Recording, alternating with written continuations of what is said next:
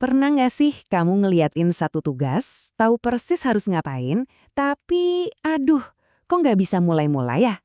Tenang, kamu nggak sendirian kok. Hari ini kita bakal bahas satu trik simple banget yang bisa ngubah cara kerja kamu selamanya. Oke, coba kita pikirin bareng-bareng. Kenapa ya? Memulai itu rasanya kayak ngedorong batu segede gaban ke atas bukit. Entah itu ngerjain laporan penting, beresin garasi, atau bahkan cuma balas email. Langkah pertamanya itu loh, yang paling berat. Pasti kebayangkan tugas yang aku maksud? Tugas yang seolah-olah nongkrong aja gitu di pojokan pikiran kita. Dan makin lama kita tunda, dia malah makin gede dan makin nyermin. Kayak ngebangun benteng sendiri, dan kita butuh energi super besar buat dobrak itu. Nah, ini nih yang penting banget. Ini tuh bukan karena kamu malas atau kurang disiplin.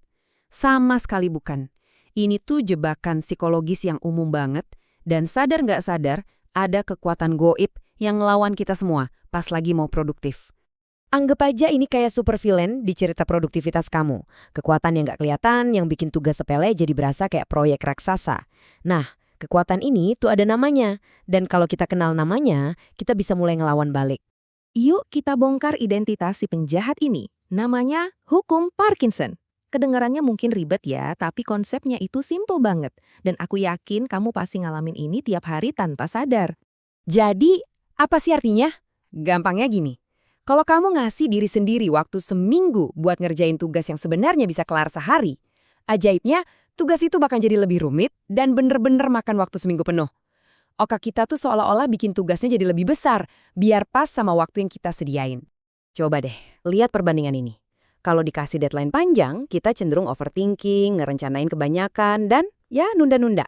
Tapi begitu deadline-nya mepet, kita dipaksa fokus ke hal yang paling penting aja dan langsung gerak. Hasilnya, seringkali sama aja, tapi usahanya jauh lebih efisien. Pertanyaan bagus banget kan? Kalau hukum Parkinson ini penjahat yang bikin kerjaan kita jadi bengkak, kita butuh pahlawan super buat ngalahin dia. Kita butuh strategi yang bisa motong semua keribetan dan langsung bawa kita ke intinya. Action! Dan ini dia senjata rahasia kita. Sesuatu yang super simple tapi kuatnya bukan main. Namanya aturan 2 menit. Ini cara kamu buat ngehack otak dan ngalahin dorongan buat nunda-nunda. Cuma 2 menit. Sama kayak waktu buat manasin makanan sisa di microwave atau dengerin setengah lagu. Emangnya apa yang bisa dilakuin dalam 2 menit? Ternyata segalanya. Ini dia inti aturannya. Dengerin baik-baik ya. Tujuannya itu bukan buat menyelesaikan tugasnya. Tujuannya cuma satu, untuk memulai. Kamu nggak komitmen buat lari 5 kilo. Kamu cuma komit buat pakai sepatu lari. Kamu nggak komit nulis 10 halaman. Kamu cuma komit buat nulis 1 kalimat aja. Caranya gampang banget. 1, pilih satu hal yang selama ini kamu tunda-tunda.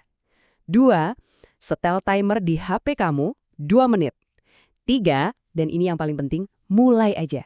Lakuin apa aja yang berhubungan sama tugas itu selama 120 detik. Udah, gitu doang. Mungkin kedengarannya terlalu simpel ya buat bisa berhasil. Tapi di baliknya ini ada penjelasan psikologis yang kuat banget. Aturan ini tuh bukan dirancang buat nyelesain kerjaan, tapi buat ngatasin rintangan terbesar kita, yaitu memulai. Kalau di fisika, ada yang namanya inersia.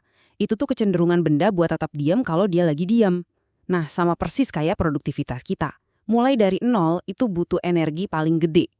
Aturan 2 menit ini ibaratnya dorongan kecil yang kamu butuhin biar rodanya mulai muter. Coba lihat deh poin-poin ini.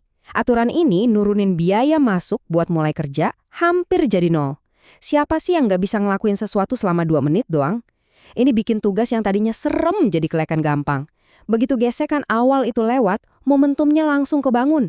Percaya deh, sering banget setelah 2 menit selesai, kamu malah keterusan. Dan ini dia insight kuncinya. Keajaibannya tuh bukan pada apa yang kamu capai dalam 2 menit itu.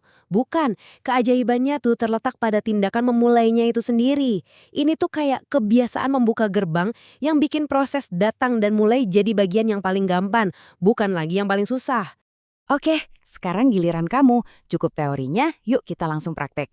Aku mau kamu mikirin gimana caranya kamu bisa pakai ini sekarang juga, detik ini juga. Nih, aku kasih beberapa contoh ya. Jangan mikirin baca satu buku full. Cukup baca 1 halaman. Nggak usah pusingin email yang sempurna. Tulis aja kalimat pembukanya. Jangan mikirin beresin 1 kamar. Rapiin aja 1 meja kecil. tindakan-tindakan super kecil ini adalah pemicu buat tindakan yang lebih besar. Jadi, aku tinggalin kamu dengan satu pertanyaan ini.